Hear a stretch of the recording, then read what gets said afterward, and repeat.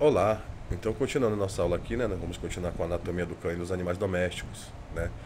Então, como nos seres humanos, né, os ossos do crânio são responsáveis por proteger as estruturas encefálicas, né, e sustentar os órgãos dos sentidos, né? Para quem não lembra, os animais eles dependem muito, às vezes eles nem enxergam direito, né, mas eles dependem muito desses órgãos, né? Então, a gente tem exemplo aí dos cachorros que sempre farejam, né? Então, os gatos já enxergam melhor, né? Então tem a audição deles que são super apurados, né? Então tudo isso aí faz parte da função do crânio, né? Então eles são classificados em ossos do crânio, né? Que são o neurocrânio e os faciais, que é o esplancnocrânio e o viscerocrânio, tá? Então o neurocrânio, que chama de ossos crânicos, né? Estão relacionados ao encéfalo e ouvido, né, que são os ossos occipitais, parietais, interparietais, fenoidal, pterigoide, temporal, frontal, etimoidal e vômer, né? Então, aqui a gente tem aqui um exemplo, né? O exemplo deles aqui, né? Então, dentre eles também tem os ossos occipital, interparietal, esfenoidal e etimoidal, né? Então, a gente tem aqui, ó, os ossos do crânio e mandíbula do cão é do suíno vista na lateral, né? Então, nós sabemos que entre os animais mamíferos existem vários formatos de crânio, né? Então, tá aí a diferença.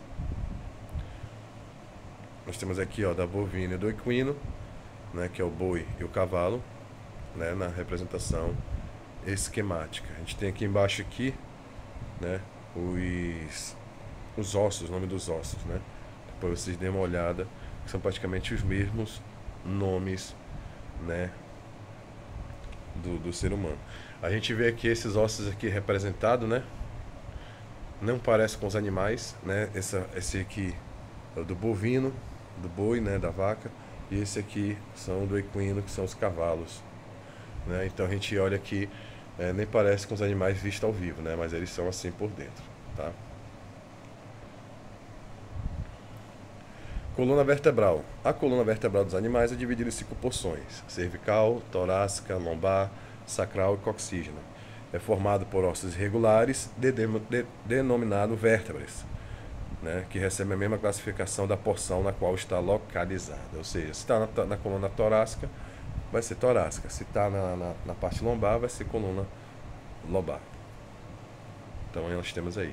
A diferença dos animais para os seres humanos é que a coxígena aqui, né, vocês podem ver a coxígena aqui, geralmente é formado pela cauda, tá bom? Ou o rabo do animal, como a gente fala no modo popular.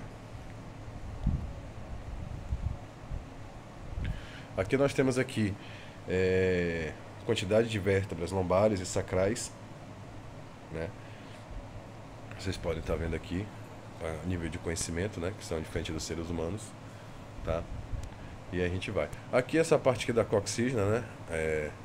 Tem gente que, para quem acredita na teoria da evolução, que diz que o nosso, né, se fundiu, né? Porque quem acredita na evolução, né, que na qual diz que a gente veio evoluindo dos macacos, né? Nós tínhamos uma cauda e com o tempo ela foi perdida, né? E foi se fundido com o nosso, né? Que a gente só tem 5 ali todas fundidas, né?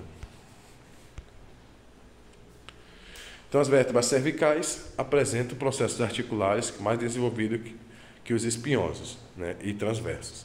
Além disso, as duas primeiras, a atlas e o axis, apresentam morfologia diferenciada para permitir a articulação do atlas com o osso occipital, que é a articulação atlanto-occipital, né? Igual do ser humano também.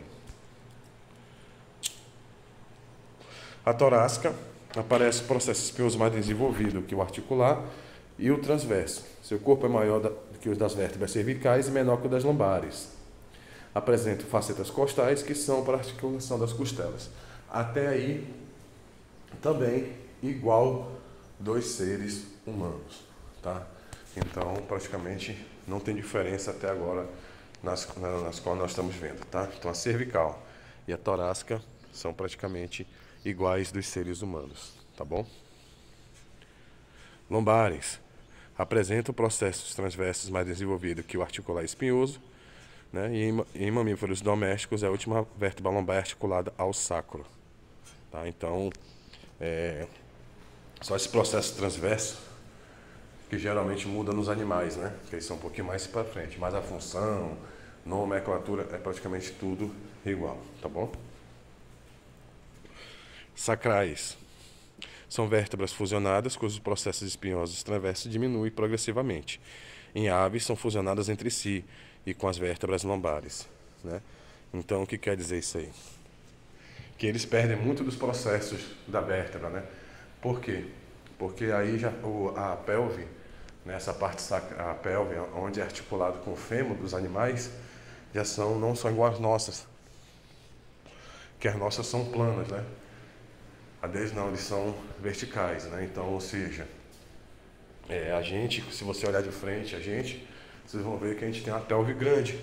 A dos animais não, elas são geralmente encurvadas para baixo, né? Porque eles andam quadrúpede, né? Como nos animais mamíferos. E nas aves, né? Eles são bípedes, porém eles têm que ser inclinados para poderem voar, né? Tanto é que alguns animais eles andam pulandinho, né? Pulando, né? Algumas aves andam pulando, né? Então tem toda uma diferenciação, né? Existem alguns mamíferos que andam bípede, né? Como o canguru, né? Que já são mais parecidos com nossos seres humanos. Vértebras sacrais são vértebras fusionadas, cujo processo espinhoso transverso diminui progressivamente. Em aves são fusionadas entre si com as vértebras lombares.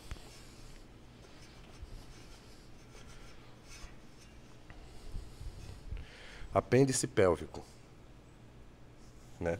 Então o esqueleto apendicular pélvico é constituído pelos ossos do cíngulo pélvico, da coxa, da perna e do pé. O cíngulo pélvico ou pelve apresenta variadas funções, como proteção de vísceras, locomoção do animal e a manutenção da estática corporal, contribuindo também com o parto, a cópula, a micção e a defecação. Então, dependendo do animal, né, ele é diferenciado para segurar o bebê também, igual nos seres humanos, né? E dependendo do animal, da forma que ele defeca, da forma que ele se reproduz, ele também tem uma certa diferenciação. Tá? Vocês podem ver aqui pelo desenho aqui ao lado, como eu estava falando para vocês, né? Eles são geralmente meio que para baixo, né? E isso aí de todos os animais praticamente são assim. Tanto desde a época dos primeiros lagartos, mamíferos, né? Dinossauros, até as aves de hoje, né? Vocês sabem que as aves e os répteis têm uma pelve compartilhada entre os animais antigos, né? Por isso que alguns dizem que os dinossauros deram origem aos lagartos ou as aves, né? Tem toda essa teoria aí envolvendo os animais. Então a coxa, né? A gente tem ali no lado direito aqui diferentes espécies, mas praticamente a estrutura é a mesma, né? Então o fêmur que forma essa coxa, né? O osso da coxa, e ele serve de sustentação para ligamentos e músculos, tá bom?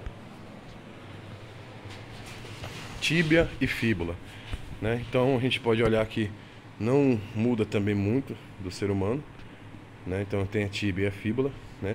Só que alguns animais, como a gente pode ver aqui, são mais, dependendo do peso que eles chegam, né? O tamanho que eles vão chegar, são maiores, né? Podem ser mais robustos. O pé, igualmente, né? A gente tem aqui são formados pelos ossos do tarso e metatarso, e eles chamam de dígito, né? Que seriam as nossas falanges, né? Então, nos animais, o tarso é formado por ossos curtos e cubículos dispostos em 3 fileiras transversais, né? Em fileira proximal, uma fileira central e uma fileira distal, constituindo o tornozelo, né? Então, a gente aqui, né, no desenho que a gente tem né, uma imagem que é bem diferente. A gente tem aqui o cavalo, bovino, suíno e o cão, tá? Vocês podem ver que eles compartilham praticamente a mesma estrutura, tá? As aves são diferenciadas, né? As aves, elas têm os pés né, parecido com os antigos dinossauros, né? Os dinossauros carnívoros, né? Que são aqueles 3 dedos na planta, né? Eles andavam tipo como se fosse na ponta do pé, né? Mas os mamíferos são assim. Que a gente já falou.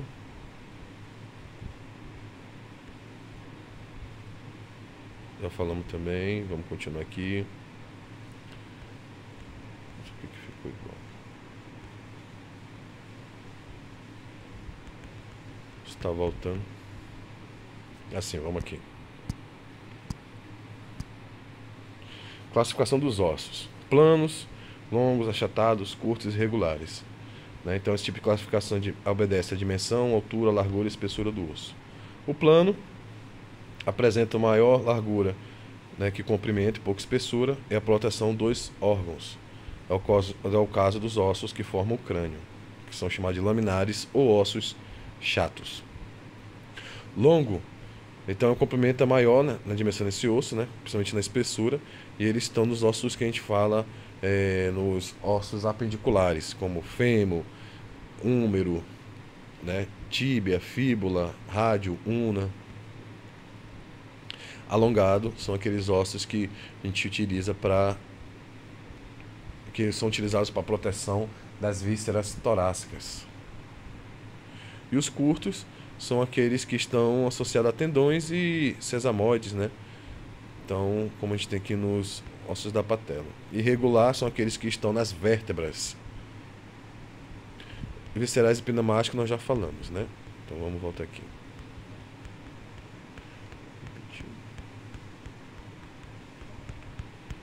Tá repetindo aqui, mas vamos continuar. Enfim. Como vocês puderam ver, né? Essas estruturas que nós estamos vendo aqui, né? São meio que parecidas, né? Nos nossos ossos, nos animais com os seres humanos. Nós compartilhamos praticamente as mesmas estruturas, tá? E hoje em dia, né, como eu falei para vocês, nós temos uma espécie de guerra também, né, com relação à radiologia veterinária, pelo simples fato que hoje nós temos o médico veterinário, né, nós temos o tecnólogo em zootecnia, né, e eles, geralmente, eles têm autorização para estar operando em raio-x, né. Porém, como aqui estamos falando a nível local, né, porém como aqui é uma cidade pequena, ainda está em desenvolvimento, né, vai chegar um tempo que será necessário, né, as adequações para o técnico em radiologia. Em cidade grande, né, o médico veterinário não tem tempo para estar batendo raio-x, né? Então, é uma área que quem gostar pode considerar. Existe especialização para técnico em radiologia? Não, né? Existe o que a gente chama de capacitação ou curso de extensão, tá? O que quer dizer isso aí? Curso de extensão é como se fosse um treinamento, uma atualização, né, que você vai usar para poder estar trabalhando na área. Os técnicos em radiologia hoje, eles só têm especialização de duas formas: industrial e radioterapia, tá bom? Então, existe o técnico em indústria, radiologia industrial, e o técnico em radiologia, tá bom? Então, o que isso quer dizer? Que se você quer ter uma especialização em veterinária, você teria que fazer o tecnólogo, né, para poder contar, digamos assim, como uma coisa na área, né? Mas aqui em Roraima não tem ainda especialização, não tem curso de extensão, não tem ainda em nível local, né? Muitos colegas meus foram para fora para poder estar fazendo essa especialização, tá bom? Então, obrigado aí, e já vou estar lançando a avaliação.